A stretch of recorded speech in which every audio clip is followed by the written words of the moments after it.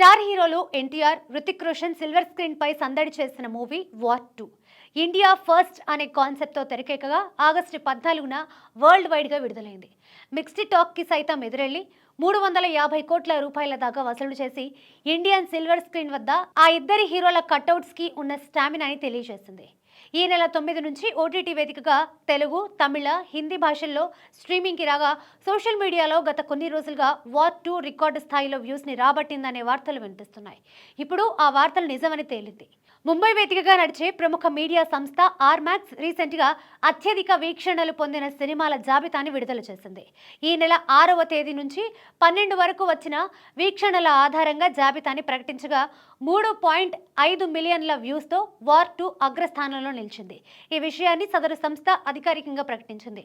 War 2 9వ తేదీ నుంచి స్ట్రీమింగ్కి వచ్చినా కూడా 3 రోజుల వ్యూస్నే సదరు సంస్థ వెల్లడి చేసింది. మరి 3 రోజుల్లోనే వార్ 2 ఆ స్థాయిలో వ్యూస్ని రాబట్టడం ఒక రికార్డ్ అని చెప్పొచ్చు.